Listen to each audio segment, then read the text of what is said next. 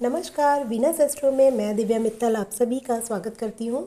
आज हम Venus astro में बात करेंगे ग्रहों की अवस्था अर्थात जिसे हम डिग्री के नाम से भी जानते हैं। आपने अक्सर सुना होगा कि ग्रह कितनी डिग्री पर है उसी हिसाब से वो अपना फल देता है, क्योंकि डिग्री मीन्स होता है उसमें कितनी बल है, उसमें कितने बल है किसी भी चीज़ को देने का। अब बल से मतलब ये नहीं है कि उसमें बहुत अच्छा ग्रह हो गया तो आपको बहुत ही अच्छे फल देगा। यहाँ पे डिपेंड करेगा कि कोई क्रूर ग्रह अगर आपकी कुंडली में, यानी जो आपकी कुंडली में मार्केश होके बैठा हुआ है और वो उसकी डिग्री बहुत अच्छी है, तो कहीं ना कहीं वो आपके लिए दिक्कत करेगा, क्योंकि वो अपनी क्रूरता ज़्यादा दिखा पाएगा। तो उसी तरीके से अगर कोई एक सौम्य ग्रह है या बहुत अच्छा आपके लिए कारक ग्रह है और उसकी डिग्री अच्छी होगी, तो वो डेफिनेटली आपको अपनी दशा अंतरदशा में बहुत अच्छा फल देगा। तो सिर्फ हम यहाँ डिग्री की बात करेंगे कि किस डिग्री से हम कितनी अवस्था जानते हैं।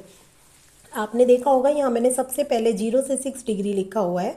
0 से 6 डिग्री पर अगर आपका ग्रह बैठा होता है तो वो 25% ही फल देने के लायक होता है, यानी उसे आप कह सकते हैं बाल्यावस्था, यानी बहुत छोटी सी अवस्था जिसमें ग्रह में अभी इतना बल नहीं है, अभी उसने कुछ देखा नहीं सीखा नहीं, आप ऐसे इसे समझ सकते हैं। तो इस डिग्री में ग्रह का जो फल मिलेगा कोई भी अच्छा या बुरा 25% मिलेगा। तो उसके बाद 6 से 12% की डिग्री पर अगर कोई ग्रह बैठा हुआ है तो उस वो युवा अवस्था में आ जाता है, जो थोड़ी और बाल्यकाल से अगर हम ऊपर उठे तो वो अवस्था आ जाती है जिसमें कोई भी ग्रह आपको 50% तक अपना फल देता है। इसके बाद 12 से 18 डिग्री पर एक जो ग्रह होता है वो पूरी अपनी शक्ति में होता है, मतलब उसमें पूर्ण बल होता है आपको फल देने के लिए, अच्छा या बुरा जो भी हो। तो 12 से 18 पे अगर कोई आपके ग्रह की डिग्री है तो वो 100% आपको फल देगा अपनी दशा अंतरदशा में। उसके बाद 18 से 24 डिग्री पे जो फल देगा वो 50% वापस से 50% आ जाएगा, जो उसकी प्रौढ़ अवस्था कहलाएगी। आप ऐसे समझ सकते हैं जैसे प्रौढ़ युवा अवस्था वो एज होती है जिसमें हम सक्षम होते हैं हर काम को ज़्यादा से ज़्यादा करने के लिए। उसके बाद एक एज आती है जिसमें हम अपने आप को काफ़ी अनफिट महसूस करते हैं या इतना फल हम नहीं दे सकते। तो इसे अपनी एज से अगर आप देखेंगे तो ग्रहों को समझ पाएंगे कि वो भी ऐसा करते हैं, क्योंकि जब एक छोटा बच्चा है वो इतनी एक्टिविटीज़ नहीं कर सकता, फिर वो थोड़ा और बड़ा होता है तो वो अपनी काफ़ी चीज़ें उसको समझने की और सोचने की शक्ति उसकी बढ़ जाती है। एक एज ऐसी आती है जब हम जॉब करने लगते हैं और सब कुछ एकदम मतलब हम इस इतना हद तक परफेक्ट हो चुके होते हैं कि हम अपना 100% कुछ भी अपना दे सकते हैं। उसके बाद एक एज फिर हम बड़े और बड़े हो जाते हैं जिसमें आप कह सकते हैं 50 पार करने के बाद या 55+ होने के बाद आप एक प्रौढ़ अवस्था में आ जाते हैं। प्रौढ़ अवस्था में फिर क्या होता है कि हमारी जो 100% क्षमता होती है वो धीरे धीरे कहीं ना कहीं कम होनी शुरू होती है, और उसके बाद जब वृद्धावस्था आती है वो हमारी 24 से 30% मानते हैं, यानी ग्रह अगर 24 से 30% की डिग्री पर है तो वो वृद्धावस्था कहलाती है। तो आप सब समझ ही सकते हैं कि वृद्धावस्था में कोई भी जब खुद ही फल देने के लायक नहीं होता, उसकी बॉडी इतनी अनुकूल नहीं होती कि वो आपको सामर्थ्य से फल दे सके, तो वही ग्रहों की भी अवस्था होती है। अब आपने देखा जैसे हम ये बिल्कुल अपने ऊपर प्रिडिक्ट कीजिए कि सबसे पहले बाल्यावस्था, फिर आप थोड़ा और बच्चे मतलब युवावस्था पे आते हैं, फिर प्रौढ़ युवा, फिर प्रौढ़ और फिर वृद्धावस्था। एक अवस्था फिर मृत अवस्था भी आती है, क्योंकि वृद्धावस्था के बाद तो फिर मृत अवस्था ही आएगी। तो उसमें जब आप देखेंगे कि ग्रह के आगे कई बार 0 डिग्री, बिल्कुल 0 डिग्री लिखा होता है, या फिर आप ये समझ लीजिए 0 से 2 डिग्री या 28 से 30 डिग्री, मतलब खत्म होने की ही श्रेणी में ये दोनों ही आते हैं फल। तो इसमें लगभग ग्रह मृत अवस्था के बराबर फल देता है। अब इससे क्या समझे कि क्या वो ग्रह में फल ही नहीं देगा?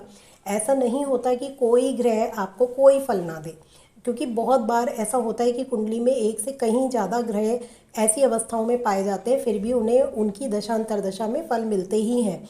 डिग्री सिर्फ एक तरीके का प्रिडिक्शन होता है कि उसमें कितना बल है, कितना वो कैपेबल है, परंतु उसके बावजूद भी हर कोई अपनी क्षमता के अनुसार बल देना चाहता है, मतलब फल देना चाहता है, तो वो देता भी है।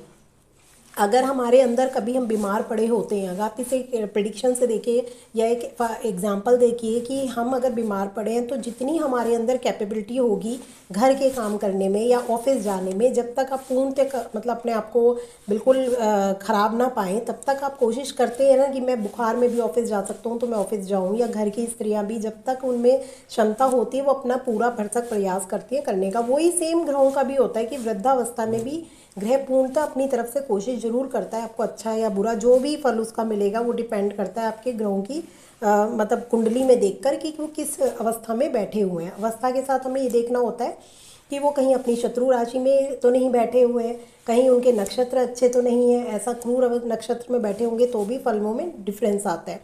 आपने ये वाली अवस्था जानी। इसके साथ आपने ज़्यादातर सुना होगा कि ग्रह हमारे अस्त हो गया। कोई ग्रह अस्त कब होता है, इसके बारे में हम अपनी नेक्स्ट वीडियो में जानेंगे कि ग्रह अस्त कब होता है। आपने कई बार सुना होगा कि मेरा तो ये ग्रह अस्त है। अस्त होने पर होता क्या है, इसके बारे में हम अपनी नेक्स्ट वीडियो में जानेंगे। आप देखते रहिए वीनस एस्ट्रो के साथ। आशा करती हूँ आपको ये अवस्थाएं ग्रहों की समझ में आई होंगी, डिग्रीज जिसे हम कहते हैं। और लिखा भी होता है ये कुंडली में, मतलब जहाँ पर लग्न कुंडली में आप देखेंगे तो ग्रहों की डिग्री लिखी होती है कि इतनी डिग्री का ये ग्रह बैठा हुआ है आपका, वो उतना आपको फल देने के लिए पूर्णतः सहमत है। और उसके अलावा भी कई बार मैंने ये भी देखा है कि ऐसा लिखा होता है कि 6 ही डिग्री का ग्रह है, बाल्यावस्था में, परंतु वो फल बहुत अच्छे दे रहा है। तो ऐसा भी पाया जाता है। इससे ये ऐसा इसलिए होता है कि हो सकता है उसका नक्षत्र लॉर्ड में क्षमता ज़्यादा हो। केवल आप ग्रह को देख के प्रेडिक्शन नहीं कर सकते, उसके नक्षत्र लॉर्ड को देखिए या सब लॉर्ड को देखिए तो पता चलता है कि हो सकता है उसमें पावर ज़्यादा हो। तो जो ग्रह बाल्यावस्था का बैठेगा और उसको वो, लेकिन उसका नक्षत्र स्वामी अच्छा है, तो वो बहुत अच्छा फल अपनी दशा अंतरदशा में देने के लिए बाध्य हो जाता है। नमस्कार।